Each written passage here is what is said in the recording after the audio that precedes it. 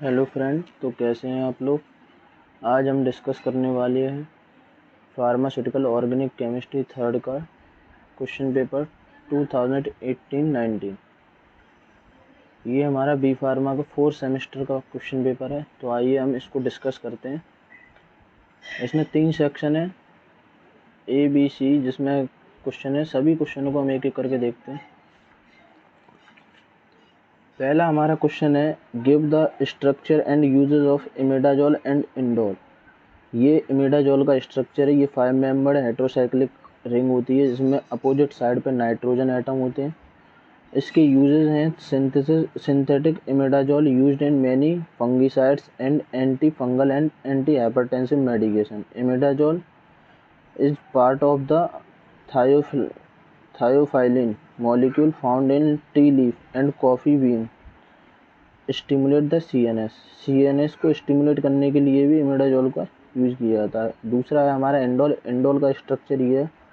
इसके यूजेस हैं prevention of breast cancer, colon cancer and other type of cancer. Indole को हम cancer disease में यूज करते हैं। अगला क्वेश्चन है हमारा, why study of stereochemistry in chemistry is important. Question है, स्टीरियोकेमिस्ट्री क्यों ज़रूरी है केमिस्ट्री में। तो ये stereochemistry is of critical importance to drug action because the shape of drug molecule is an important factor in determining। क्या है stereo chemistry से हम क्या कहते हैं, किसी भी ड्रग का शेप और मॉलिक्यूल को पता करते हैं, जो कि हमारे इम्पोर्टेंट फैक्टर है किसी भी ड्रग को डिटरमाइन करने के लिए। How it interact with the various biological molecules that it encountered in the body.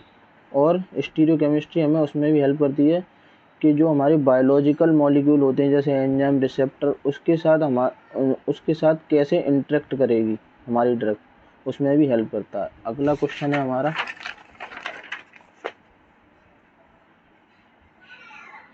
Right about डकिन रिएक्शन। तो डकिन रिएक्शन क्या है। Dakin oxidation is an organic redox reaction in which an ortho and para hydroxylate phenyl aldehyde और ketone react with hydrogen peroxide in base. इसमें क्या होता है, जो फिनाइल एल्डिहाइड और कीटोन होते हैं वो हाइड्रोजन पेरोक्साइड के साथ रिएक्ट करते हैं बेसिक कंडीशन में। तो उसमें क्या बन जाता है, benzene diol and a carboxylate form हो जाता है। Overall the carboxyl group is oxidise and the hydrogen peroxide is reduced. इसमें कार्बोक्सिल ग्रुप का ऑक्सीडाइज्ड हो जाते हैं और हाइड्रोजन पेरोक्साइड का रिडक्शन हो जाता है। चौथा क्वेश्चन है हमारा, discuss about the basicity of pyridine. Pyridine की basicity, the nitrogen centre of pyridine features a basic lone pair of electron. Pyridine का जो नाइट्रोजन सेंटर होता है वो लोन पेयर ऑफ इलेक्ट्रॉन उस पर होते हैं। This lone pair does not overlap with the aromatic pi system ring. जो क्या करता है, जो लोन पेयर होते हैं वो ओवरलैप नहीं होते हैं पाई सिस्टम के साथ। कॉन्सिक्वेंटली पायरिडीन इज बेसिक, इसलिए पायरिडीन बेसिक होती है। Having chemical property similar to those of tertiary amine. किसके जैसे केमिकल प्रॉपर्टी होती है सिमिलर टर्सरी अमीन के। Protonation give pyridinium. अगर पायरिडीन का हम प्रोटोनेशन करा दें तो पायरिडीनियम मॉलिक्यूल मिलता है। अगला क्वेश्चन है, व्हाट आर मीसो कंपाउंड। तो मीसो कंपाउंड क्या होते हैं। अब मीसो कंपाउंड और meso isomer is an non optically active member of set of stereo isomer, at least 2 of which are optically active. This means that despite containing 2 or more stereogenic centers, the molecule is not chiral. A meso compound is superimposable on its mirror image. ये question मुझे मिला नहीं है इसलिए इसको छोड़ दिया। अगला क्वेश्चन है, what are stereo specific and stereo selective reaction. A stereo specific mechanism specify the stereochemical outcome of a given reactant, whereas a stereoselective reaction select product from those made available by the same non specific mechanism acting on given reactant. अगला question है what is L and D nomenclature. The OH group on the C2 is attached to the right side of the molecule। अगर C2 carbon पे OH group है वो अगर right side पे attach है glyceraldehyde तो वो क्या होगा डी आइसोमर होगा। और अगर ग्लिसरॉल्डिहाइड में अगर OH लेफ्ट हैंड साइड पे है तो उसको एल ग्लिसरॉल्डिहाइड आएगा। इसमें ये देखिए जैसे ये है ग्लिसरॉल्डिहाइड, इस पे OH लेफ्ट हैंड साइड पे इसलिए ये एल ग्लिसरॉल्डिहाइड है, और इसमें राइट साइड पे है तो इसलिए ये डी ग्लिसरॉल्डिहाइड है। अगला क्वेश्चन है write the synthesis of furan. Furan की सिंथेसिस है palladium and charcoal are used for decarboxylation to form furan from furfural in the vapour phase. अगर फरफ्यूरल का हम डीकार्बोक्सिलेशन करा दें पैलेडियम एंड चारकोल की प्रेजेंस में तो क्या होगा हमारा फ्यूरान बन जाएगा। ये फरफ्यूरल का स्ट्रक्चर है पैलेडियम और चारकोल 200 डिग्री सेल्सियस पे इसका डीकार्बोक्सिलेशन करा दिए तो हमारा फ्यूरान बन गया। अगला हमारा क्वेश्चन है एक और सिंथेसिस है इसकी copper catalysed oxidation can be used to convert 1,3 butadiene to furan. अगर हम 1,3 ब्यूटाडाइन का कैटालाइटिक कॉपर कैटालाइज्ड ऑक्सीडेशन करा दें तो हमारा फ्यूरान बन जाता है। अगला क्वेश्चन है हमारा what are the condition of optical isomerism. तो कौन सी कंडीशन होंगी ऑप्टिकल आइसोमेरिज्म के लिए। Molecule should be dissymmetric, that is the molecule should not be superimpose. पहली हमारी कंडीशन होनी चाहिए कि जो हमारा मॉलिक्यूल हो वो डाइसिमेट्रिक होना चाहिए और सुपर इम्पोजेबल नहीं होना चाहिए। They should possess similar molecule formula as well as similar structural formula। उसमें क्या होना चाहिए सिमिलर मॉलिकुलर फार्मूला और स्ट्रक्चर फार्मूला सेम होने चाहिए। The compound can rotate the plane polarise light. जो मॉलिक्यूल होना चाहिए वो हमारे प्लेन पोलराइज लाइट को रोटेट कर सके, ये इसकी कंडीशन है। अब हम बी सेक्शन को छोड़ दे रहे हैं क्योंकि इसमें क्वेश्चन बड़े हैं, इसलिए बी सेक्शन को छोड़ देते हैं और सी सेक्शन को पढ़ते हैं। हमारा सी सेक्शन है। सी सेक्शन का पहला क्वेश्चन है हमारा give short note on Wolff Kishner reduction. Wolff Kishner reduction क्या होता है। अब the Wolff Kishner reduction is an organic reaction used to convert aldehyde और ketone to an alkane using hydrogen base and thermal condition. जो वोल्फ-किर्चनर रिडक्शन है वो एक organic reaction है जो क्या करती है एल्डिहाइड और कीटोन को एल्केन में कन्वर्ट कर देती है यूजिंग हाइड्रोजन बेस और thermal condition. The mechanism begin with the attack of hydrogen of the aldehyde और ketone from form an imine. Mechanism कहाँ से बनती है हमारी हाइड्रोजन का अटैक होता है एल्डिहाइड और कीटोन पे तो इमीन बन जाता है।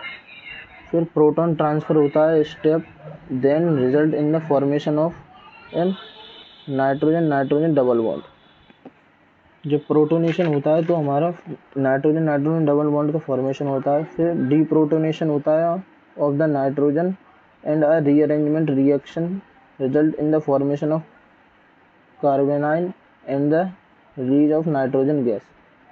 इसके बाद carbanion then pick up proton from water and regenerate the base catalyst and provide the final alkene product. ये हमारी जनरल रिएक्शन है। ये एल्डिहाइड और कीटोन हो सकता है हाइड्रोजन के साथ रिएक्शन करके ये हमारा एल्केन बना देते हैं। अगला हमारी है मैकेनिज्म। मैकेनिज्म क्या है। ये हमारा एल्डिहाइड और कीटोन है जिसकी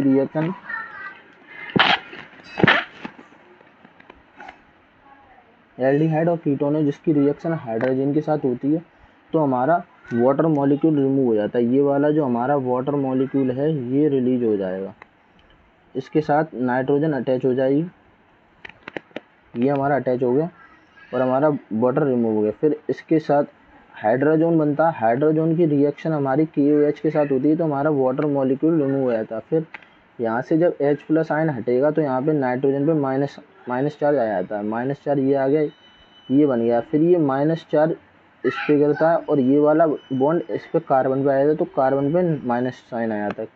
फिर ये हमारी रेजोनेंस प्रोसेस होती है, जो क्या कहते हैं, ये इंटरचेंज हो रहा है। रेजोनेंस के बाद हमारा स्ट्रक्चर कुछ इस तरह बनता है। इसके बाद हमारा इसका वाटर के साथ रिएक्शन होती है, तो वाटर जो होते हैं वो H+ आयन और OH माइनस आयन में टूटता है, तो ये H+ आयन और C- जो माइनस वाला साइन है इसके साथ रिएक्शन करके ये हमारा H जुड़ जाता है। फिर उसके बाद इसकी रिएक्शन KOH के साथ होती है, तो हमारा वाटर मॉलिक्यूल फिर रिमूव हो जाता है। फिर इस पे जो नाइट्रोजन होता है इस पे माइनस साइन आ जाता है, ये आ गया, ये हमारा डाइअमाइड आयन बन गया। डाइअमाइड आयन क्या करेगा, वाटर के साथ रिएक्शन करेगा, नाइट्रोजन गैस अलग हो जाएगी और हमारी जो कार्बन है उसके पास नेगेटिव साइन आ जाएगा। नेगेटिव साइन आ गई, फिर ये कार्बन आयन बनेगा। कार्बन आयन रिएक्शन हो जाती है वाटर के साथ, फिर ये H+ ion OH minus ion में टूटता है, तो ये जो H+ आयन होता है वो इसके साथ रिएक्ट करके हमारे इसको एल्केन बना देता है। यही पूरी लिखी है। उसके बाद अगला क्वेश्चन है हमारा, explain Beckmann rearrangement reaction with example. Beckmann rearrangement is an acid catalyst reaction of ketoxime into amide. ये क्या है, बेकमैन रीअरेंजमेंट रिएक्शन है वो एसिड कैटलिस्ट रिएक्शन है जो कीटोक्सिम को किसमें, एमाइड में कन्वर्ट कर देती है। The yield of this reaction increase and इवेल temperature. The reaction is named after German pharmacist and the chemist Ernst Otto Beckmann. ये इस रिएक्शन का जो नाम पड़ा है वो हमारे जो जर्मन फार्मासिस्ट थे और केमिस्ट थे, अर्नस्ट ओटो बेकमैन, उनकी नाम पर ये पड़ी है। जनरल रिएक्शन इसकी क्या होती है, ये कीटोक्सिम है। कीटोक्सिम का स्ट्रक्चर ये एसिड के साथ रिएक्शन होती है तो हमारा एमाइड बन जाता है।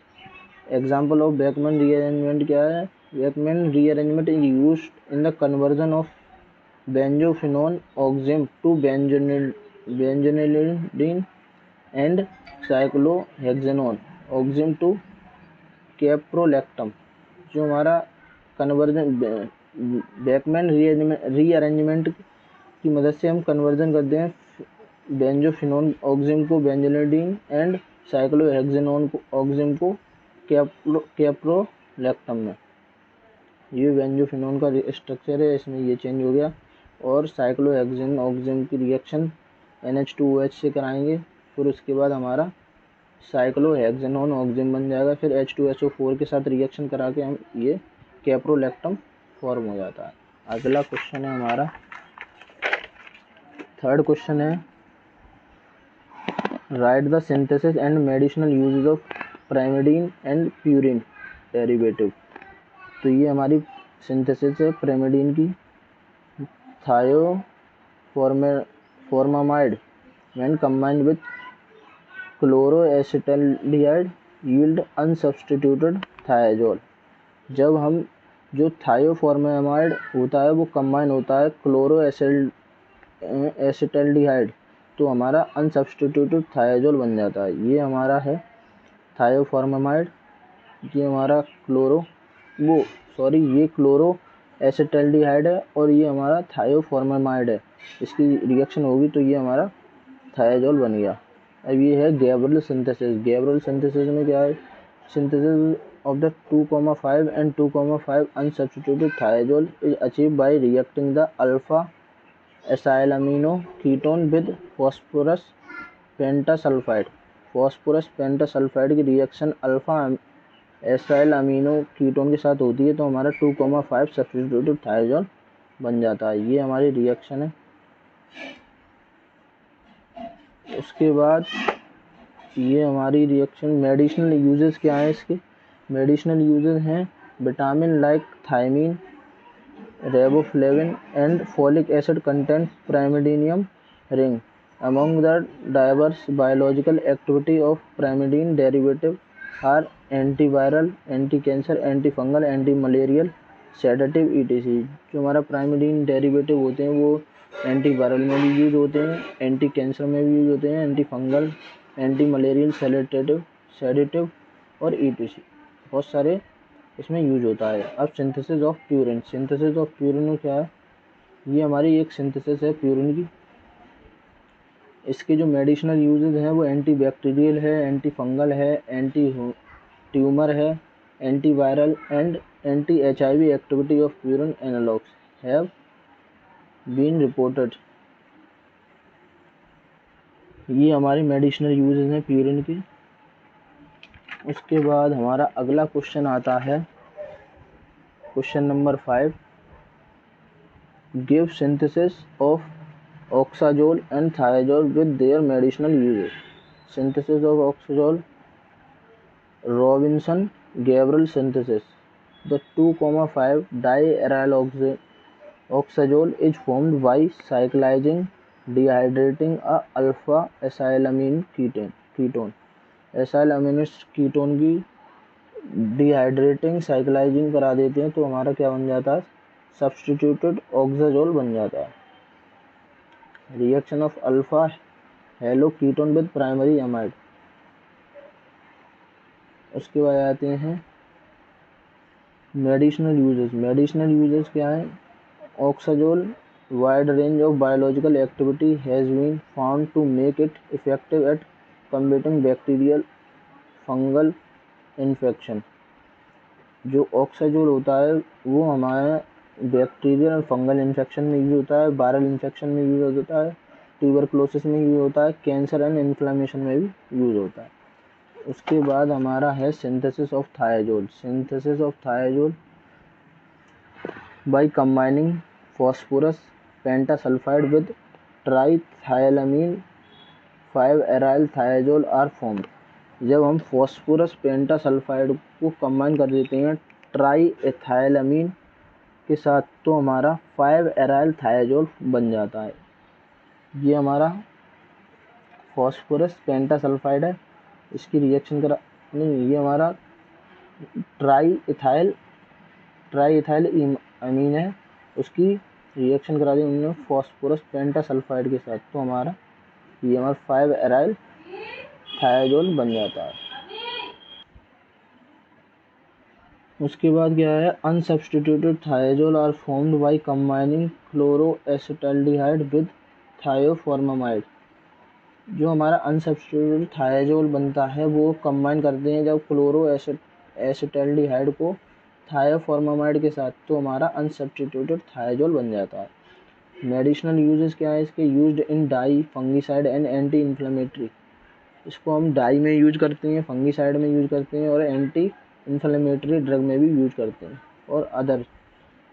उसके बाद हमारा क्वेश्चन है compare aromaticity and reactivity of pyrrole and furan.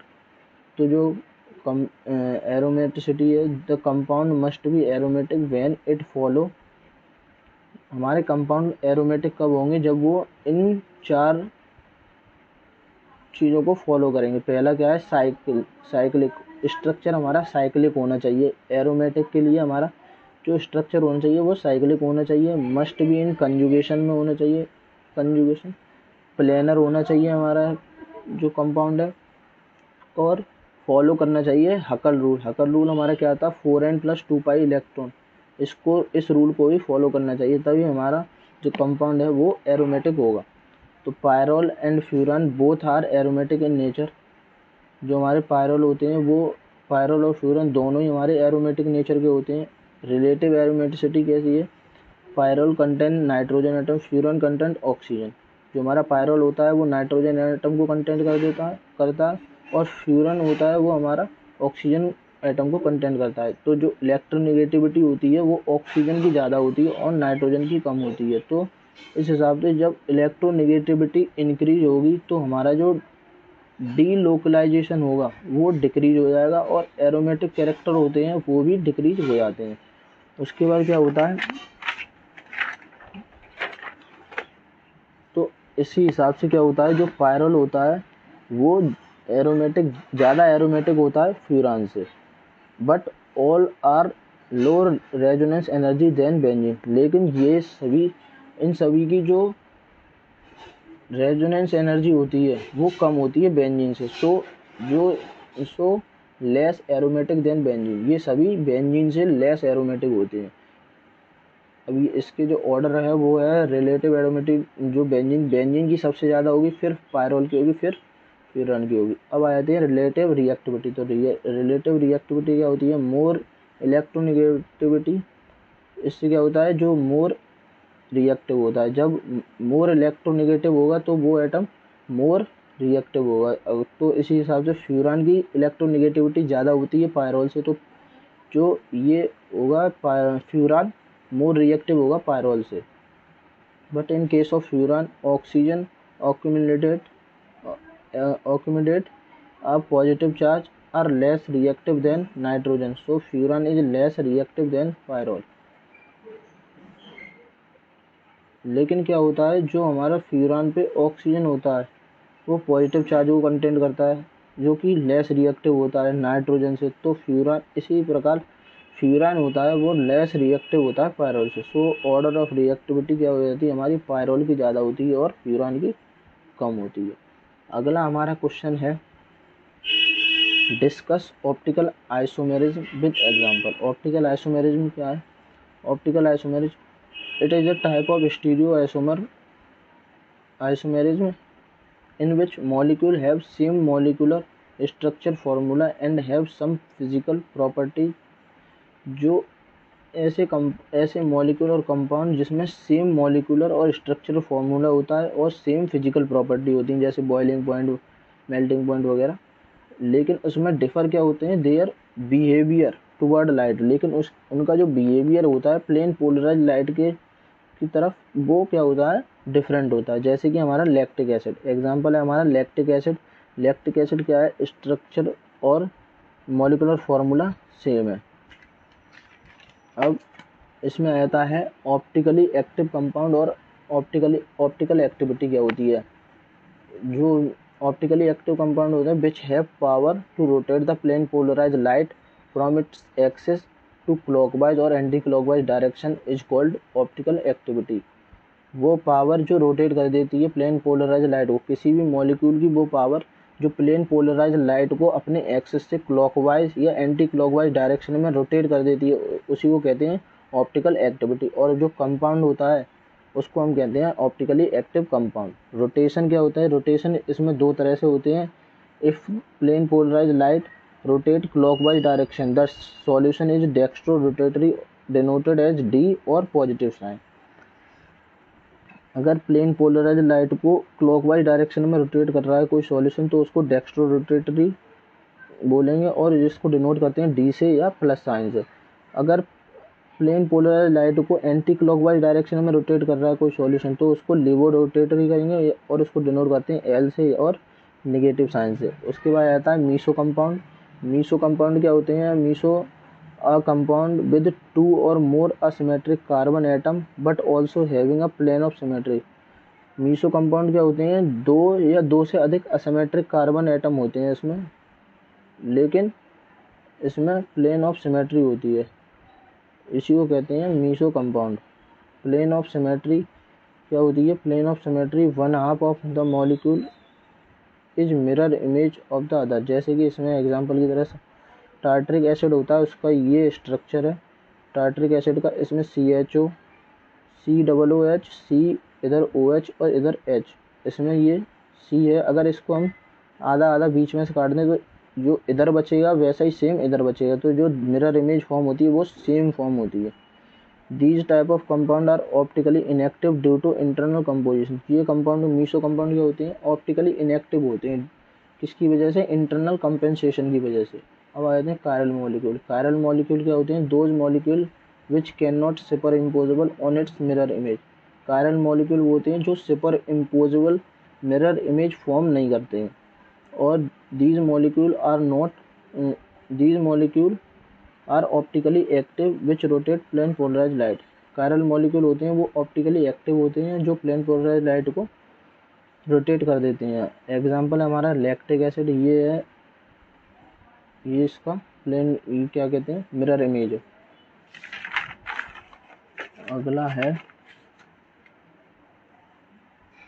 Chiral molecule also have chiral centre और asymmetric carbon atom. Chiral molecule में क्या होता है? कायरल सेंटर भी होता है और असिमेट्रिक कार्बन एटम भी होता है।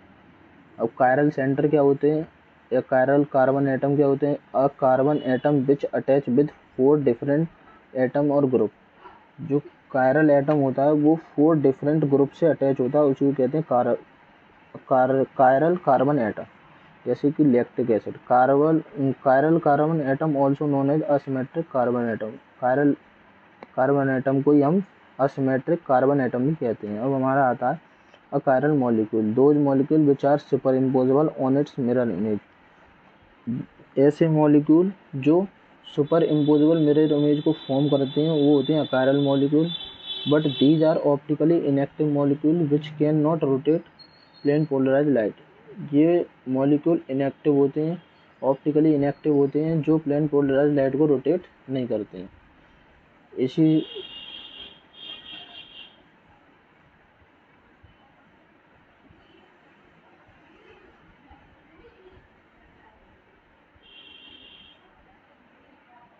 इसी के साथ हमारा जो क्वेश्चन पेपर है 2018-19 का वो समाप्त होता है। पेपर समझ में आया हो तो चैनल को सब्सक्राइब करें, वीडियो को लाइक करें। Thank you.